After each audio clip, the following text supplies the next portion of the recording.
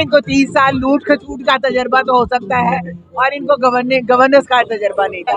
Overseas पाकिस्तानियों के हकूक खत्म कर दिए, उनका वोट खत्म कर दिया। मैं तो कहती हूँ इनको कोई शर्म नहीं है, इनको कोई हया नहीं है, इनको मौलाना कहना बहुत बड़ी ज्यादती हो। अस्सलाम वालेकुम। वालेकुम अस्सलाम। क्या हाल है मैम? मैं ठीक। अच्छा मैम, रैली निकाली जा रही है, मुहिम चलाई जा रही है कि इलेक्शन करवाओ, मुल्क बचाओ, क्या कहेंगे इस बारे में? मैं ये कहना चाहती हूँ कि जब ये 9 अप्रैल को ये लोग आए थे, जब इन्होंने इम्पोर्टेड हुकूमत लेकर आए थे, उस वक्त इनका ख्याल था कि हम लोग बहुत तजर्बाकार हैं। ये तो टीम ही तजर्बाकार नहीं थी। इन्होंने मुल्क के कोविड के बावजूद जो इतनी अच्छी टीम थी, हम बहुत बेहतरीन मुल्क को करेंगे और ये महंगाई के खिलाफ निकलती थी। जब 300 रुपए किलो ऑयल था, खुर्दनी तेल, और अब 600 रुपए किलो है। और ये कह रहे थे हम बहुत तजर्बाकार हैं, हमने 30 साल हुकूमत की है। और देखें, इनको 30 साल लूट खसूट का तजर्बा तो हो सकता है और इनको गवर्नेंस का तजर्बा नहीं था। और ये कह रहे थे कि डॉलर साहब आएंगे, $7 साहब, तो डॉलर 200 से नीचे आ जाएगा। अब हमारा ये हाल है, डॉलर इतना कम है कि आलू प्याज खाने वाली चीजें हमारे कोर्स पे बढ़ी हैं और डॉलर इतना नहीं है कि छुड़वा लें। तो दवाइयाँ बढ़ी हुई है, अस्पतालों के इंस्ट्रूमेंट्स बढ़े हुए हैं, मरीजों की चीजें बढ़ी हुई हैं और एलसीज नहीं खुल रही।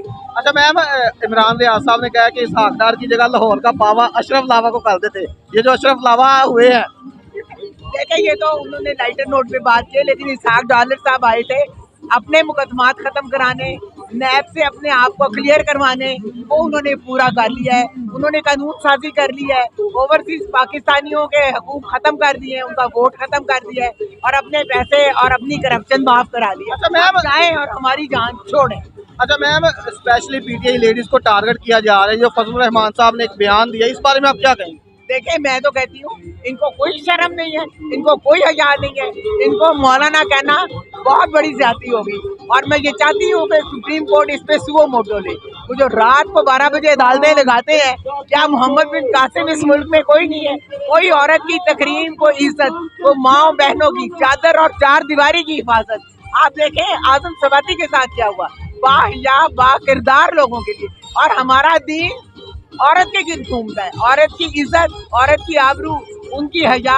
और हमारे नबी सल्लल्लाहु अलैहि वसल्लम इतनी तकरीब करते थे खवातीन की, और इतनी इज्जत इस्लाम ने दी है, दुनिया के किसी मजहब ने दी। और ये मौलाना साहब जो अपने आप को इस्लाम का दावेदार कहते हैं, इनको शर्म आनी चाहिए, इनको माफी मांगनी चाहिए, नहीं तो इनको सजा मिलनी चाहिए।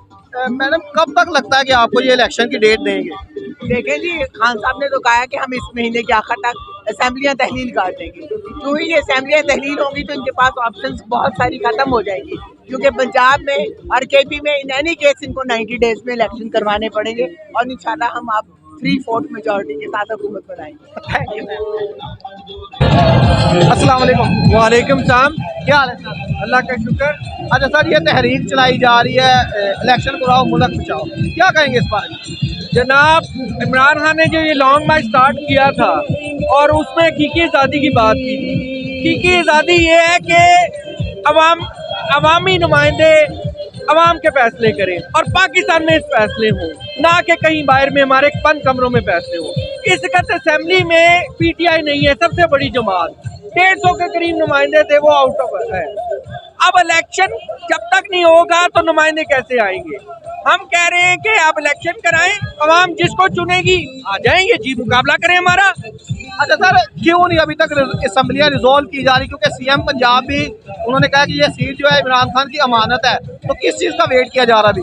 खान साहब अभी देख रहे हैं सिचुएशन, हर एंगल से कवर करेंगे इंशाल्लाह। जल्द से जल्द मुझे लगता है केपी के और पंजाब असेंबली तहलील हो जाएगी और इंशाल्लाह इलेक्शन जल्दी होंगे। सर, क्या उम्मीद करते हैं इलेक्शन में? काफी पुरजोश है पीटीआई कारकुन। मैं तो सच पूछे तो मैं हर जलसे में गया हूँ, हर जगह गया हूँ, मुझे लगता है 2/3 नहीं, इंशाल्लाह खान साहब 3/4 मेजॉरिटी से आएंगे। अच्छा सर, एक बयान दिया था फजलुर रहमान साहब ने, स्पेशली पीटीआई लेडीज को टारगेट किया गया है, इस बारे में आप क्या कहेंगे? बड़ी शर्मनाक बात है कि एक मौलाना जिसको साथ मौलाना का लगता है और ऐसी घटिया बातें करे। मेरे ख्याल से इनके साथ अब किसी को मौलाना नहीं इनको कहना चाहिए। ऐसी बातें करके वो मौलाना का लक़ब रखे, वो शर्म, उनको जेब नहीं देता। अच्छा सर, ये स्पेशली थ्रेट करना चाह रहे हैं लेडीज को, क्या करना चाह रहे हैं? मतलब थ्रेट करना चाह रहे हैं इस तरह के बयान से? जाहिर बात है पीटीआई की बहुत बड़ी स्पोर्ट्स ख्वातीन है और उनको थ्रेट कर रहे हैं, उनको डिमोरलाइज किया जा रहा है और ये इनकी सियासत है, घटिया सियासत जिसको कह सकते हैं। तो क्या इस सियासत में वो कामयाब हो पाएंगे? नहीं नहीं, मैंने देखा है जितनी स्ट्रॉन्ग यूथ और ख्वातीन है पीटीआई में, ये कभी कामयाब नहीं हो सकते, ये कभी डिमोरलाइज नहीं कर सकते, ना हमारी यूथ को और ना हमारी ख्वातीन को। अच्छा, खान साहब की कॉल पर रेडी है?